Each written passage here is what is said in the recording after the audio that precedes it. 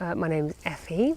So we're in Pembrokeshire, near St David, just up from Whitesands Bay, just above it.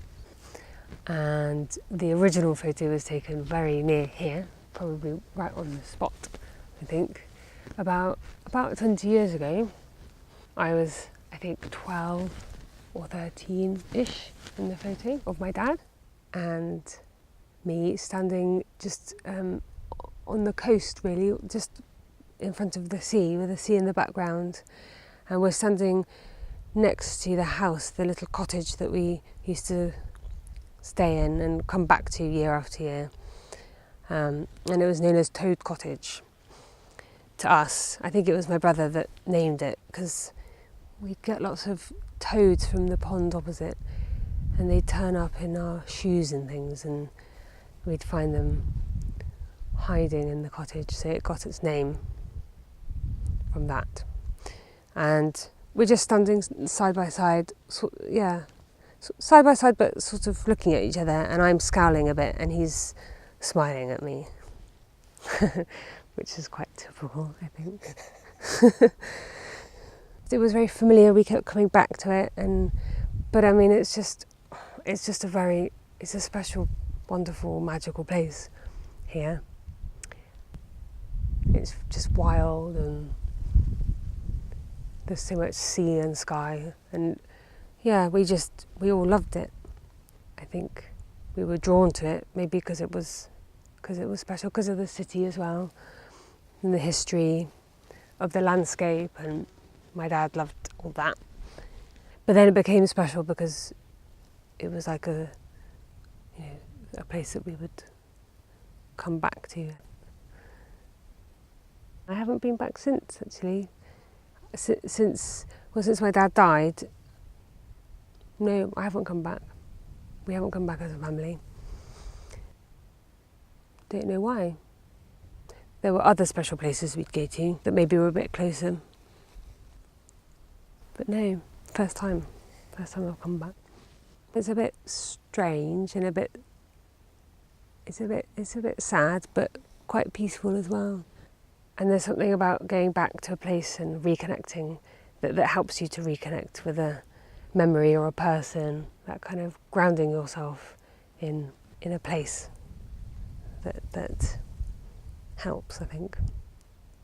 Helps to kind of get back in touch with a person or, memories. So it's lovely to be back. Yeah. Well, he was he'd been a monk for many years, so he was always a bit monkish and a bit otherworldly, but not.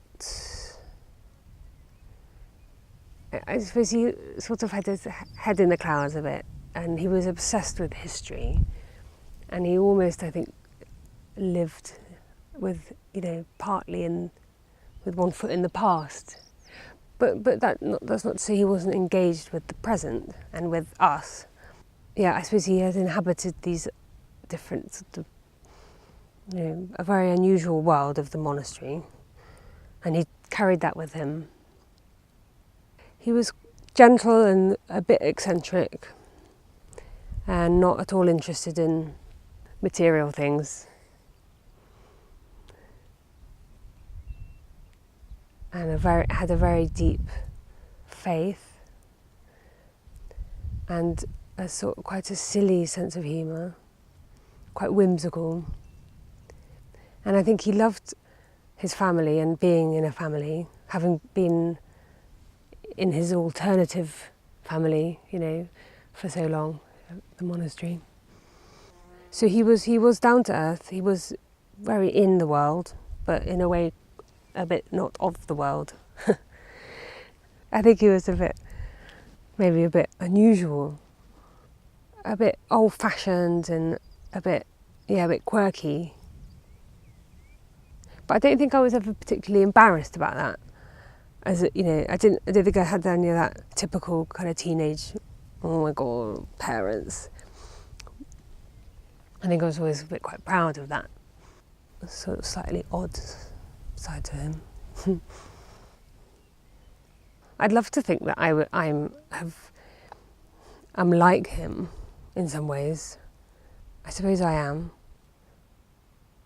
He was definitely a thinker, a deep thinker, and interested, I think, in the human side of history. He wrote a couple of books, and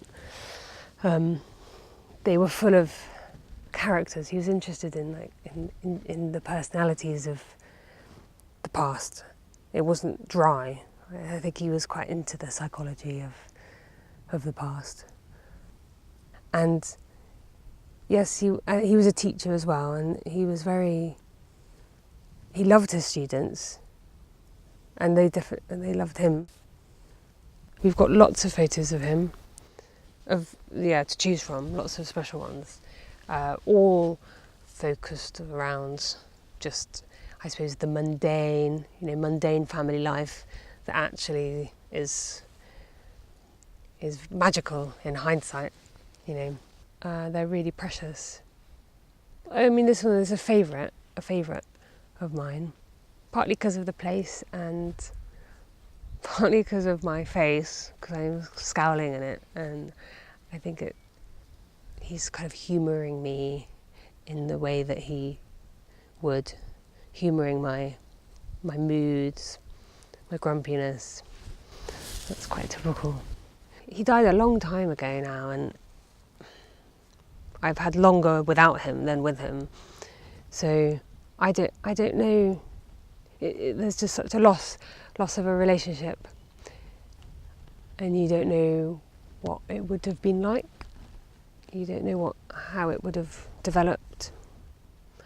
But it's peaceful. It feels okay to come back. I get very envious of friends with dads, and that relationship. Yes. No, maybe envy isn't the right word exactly, or maybe it is, but just the sort of that they're lucky. Yeah, isn't it nice to see that, to have that relationship? And I think it's a special one between the father-daughter one. They're special. Yeah, yes, they have been really important. I think just as a way of remembering, keeping in mind kind of happy memories. I think they're useful for that. Little tiny snapshots into a life and a family life, and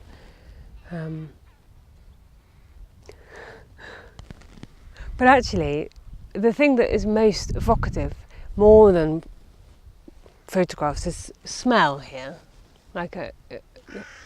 It's very, very. It sort of instantly takes you back. It just smells the same.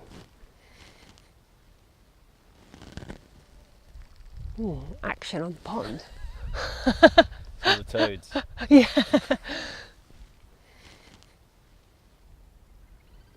No, I just think it's a wonderful thing to reconnect with the land and a spot, a particular spot. It's really special. So there's something about going there, literally, and yeah, it's very interesting.